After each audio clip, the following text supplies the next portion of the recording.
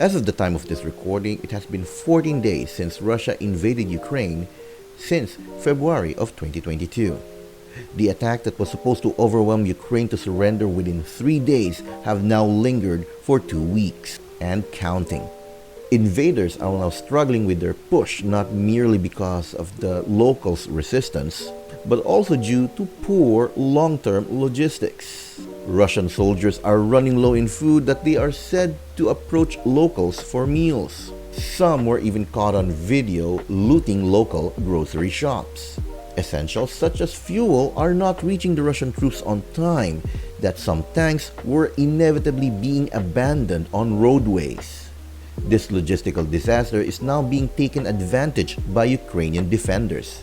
As the Russian military scrambles in the front line, one can't help but wonder, was the invasion hastily initiated that the supply lines weren't thoroughly planned? Did they even account for a possible lingering war? Before the Russian leadership took action, have they truly counted the cost? The answer may or may not be relevant at the moment that you're watching this video, but counting the cost is an essential factor of any decision making. Most crucial if one is considering to follow Jesus, the Messiah. In Luke chapter 14 verse 25 to 33, a large crowd of people were following Jesus around. They must have heard Jesus preach with unparalleled wisdom and might have seen him perform many miraculous signs. He healed the sick, restored sight to the blind. He even cast away demons. Many would have thought, wow, this Jesus is truly amazing. He must be the Messiah. They wanted to follow him. They wanted more of this guy. Yet, at the same passage, our Lord has confronted them and made things clear. That at the core, he was asking, have you counted the cost of following me? Do you know what it would take to become my disciple? Two parables were used, the building of a tower and the king at war. The first one in verse 28 to 30 speaks of counting the cost of following Jesus. In ancient times, a tower is a military fortress and vantage point. The more you have them, the better defense you have against invading enemies. It is also a statement that your nation is powerful and will not go down easily. It has both political and strategic benefits, plus a really nice view. However, towers are not cheap to build.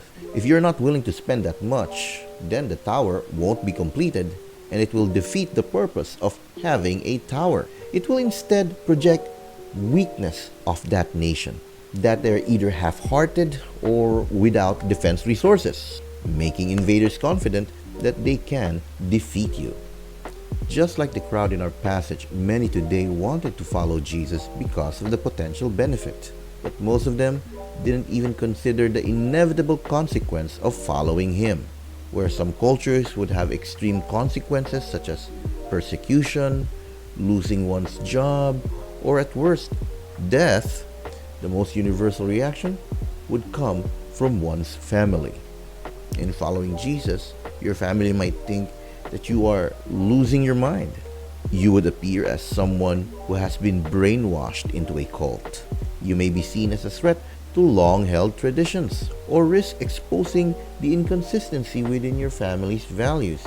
Not all will end up being ostracized by their unbelieving family. Many will appeal to your emotions, implying that your choice to follow Jesus is dividing the family. Wala ba day ka nahigugma na mo? Mas importante pa di ay ning imong pagtuo kaysa magkahiu sa tanga pamilya?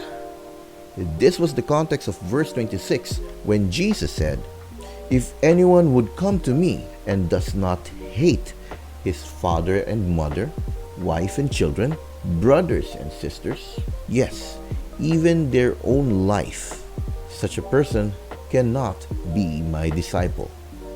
Following and trusting Jesus means putting him above anything and everything that we value, including our earthly lives and relationships.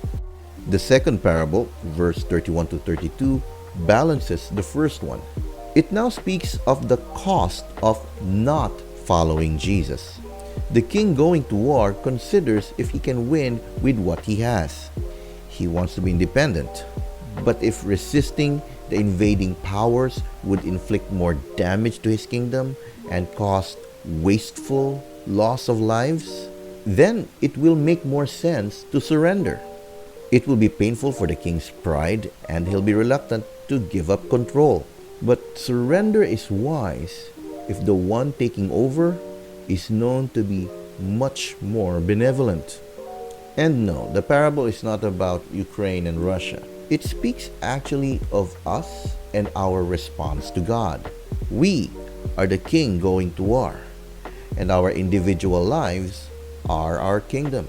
We are all sinners and by default enemies of God. Yet God desires that we be reconciled to Him. But many of us don't want to surrender. We still want control of our own decisions, putting God at arm's length. But eventually, a life that is not surrendered to God will suffer unnecessarily on earth due to poor choices that we will make. And worse, suffering for all eternity in hell. The only wise move is to give up our perceived rights and to surrender to God through Jesus Christ, to receive His rulership over us or iyang paghari and lead to a transformed life, both here and for all eternity. Nothing on earth can be compared to what we will enjoy in the presence of God, but you can only avail it at a complete surrender to Jesus Christ. This is the context of verse 33. Those of you who did not give up everything, Jesus said you cannot be His disciples. So yeah, there will be difficulty in following Jesus, but is it a worth it kind of difficulty? Adopting a motivational quote, it says, living for Christ is hard, but living without Christ is also hard. So choose your hard. It will be difficult either way, but which one is worth going through? So count the cost.